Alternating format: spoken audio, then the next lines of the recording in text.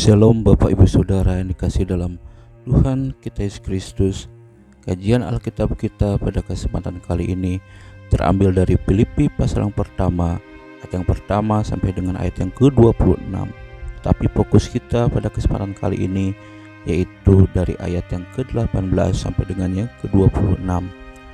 Saya akan membacakan ayat yang ke-18 sampai dengan yang ke-26 bagi kita semua.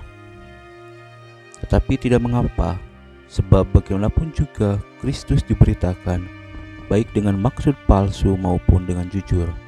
Tentang hal itu aku bersuka cita, dan aku akan tetap bersuka cita, karena aku tahu bahwa kesudahan semuanya ini ialah keselamatanku oleh doamu dan pertolongan Roh Yesus Kristus.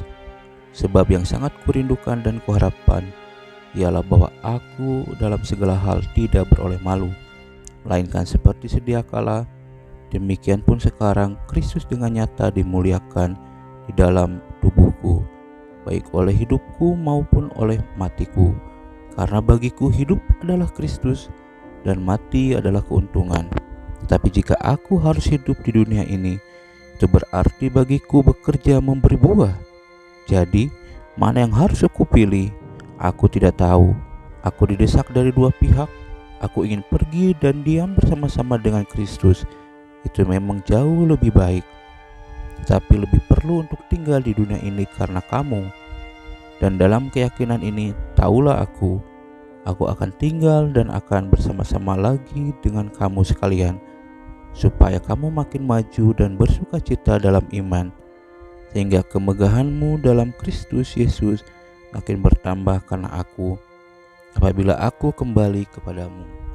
Bapak Ibu Saudara yang dikasihi dalam Tuhan kita Yesus Kristus, tema untuk kajian Alkitab kita pada kesempatan kali ini adalah bersukacita dalam penderitaan. Kalau kita membaca bagian firman Tuhan ini, kita bisa melihat bagaimana keadaan yang sedang dialami oleh Rasul Paulus. Di dalam pembacaan firman Tuhan ini dijelaskan bahwa Rasul Paulus sedang berada di dalam penjara. Rasul Paulus sedang menunggu keputusan dari hukuman yang akan dia terima. Akan tetapi Bapak Ibu Saudara, di dalam bagian firman Tuhan ini Rasul Paulus menyatakan kesukacitaannya. Karena apa? Karena di dalam ayat yang ke-21 Rasul Paulus mengatakan bahwa karena bagiku hidup adalah Kristus dan mati adalah keuntungan. Kita tahu di dalam bagian firman Tuhan ini keadaan Rasul Paulus yang sedang menderita di dalam penjara. Karena orang yang sedang berada di dalam penjara itu, dia sedang dalam kondisi yang tidak baik-baik saja. Tetapi di dalam bagian firman Tuhan ini Rasul Paulus menjelaskan kepada para pembacanya bahwa keadaan dia di dalam penjara merupakan suatu kesukacitaan, di mana di dalam penjara Rasul Paulus dia bisa mewartakan tentang kabar baik mengenai Kristus kepada banyak orang. Dan di dalam penderitaan yang sedang dia alami juga, dia bisa semakin dekat lagi kepada Tuhan. Bapak Ibu Saudara dikasih dalam Tuhan kita Yesus Kristus, hidup atau mati bagi Rasul Paulus merupakan suatu hal yang bukan untuk dipermasalahkan.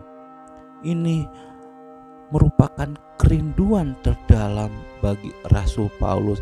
Hidup atau mati merupakan suatu hal untuk Kristus. Dia mau hidup atau mati, semuanya untuk mempermuliakan Kristus.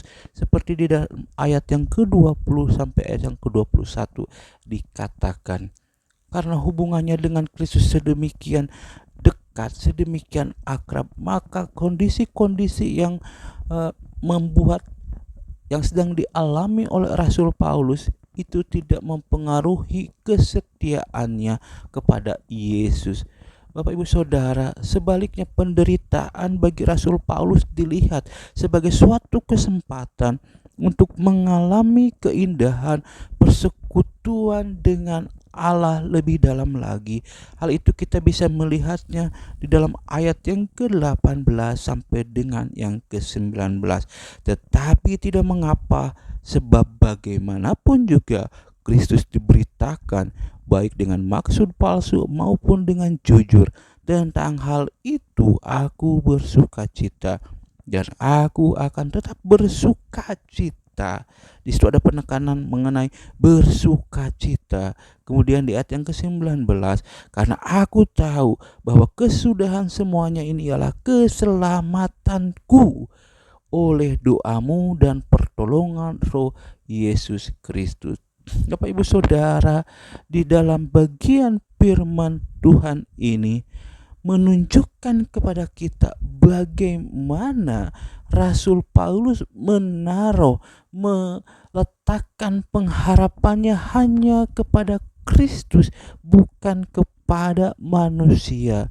Nah, melalui kebenaran firman Tuhan ini juga kita diingatkan bahwa hidup atau mati kita bukanlah merupakan suatu persoalan.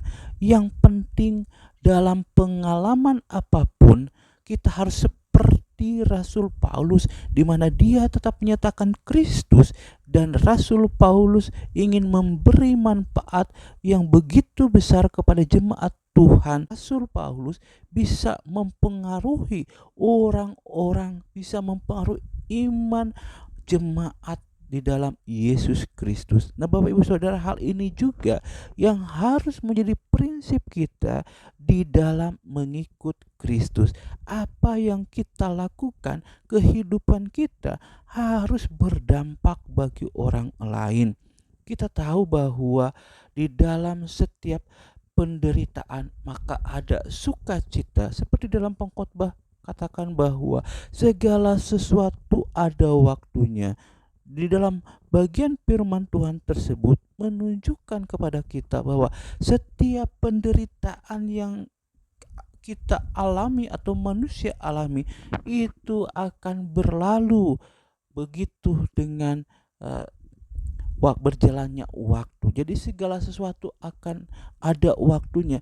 Ada waktunya kita untuk menderita, ada waktunya kita untuk bersuka cita. Oleh karena itu, apa pesan yang bisa kita ambil dari bagian firman Tuhan ini? Pesan yang bisa kita ambil dari bagian firman Tuhan ini yaitu ketika kita sedang mengalami penderitaan di dalam kehidupan kita, maka kita harus menaruhkan penderitaan yang sedang kita alami itu di hadapan kaki Kristus, karena kita tahu bahwa pengharapan di dalam Kristus itu tidak sia-sia. Segala penderitaan akan berubah sukacita. Seperti Rasul Paulus di dalam keadaannya di penjara, di dalam penderitaannya, kondisi menderita yang sedang dia alami, tetapi dia masih bisa mewartakan mengenai kabar baik. Bahkan Rasul Paulus mengatakan bahwa karena bagiku hidup adalah Kristus dan mati adalah keuntungan. Oleh karena itu kita juga diajarkan oleh Rasul Paulus untuk tetap setia di dalam iman kita.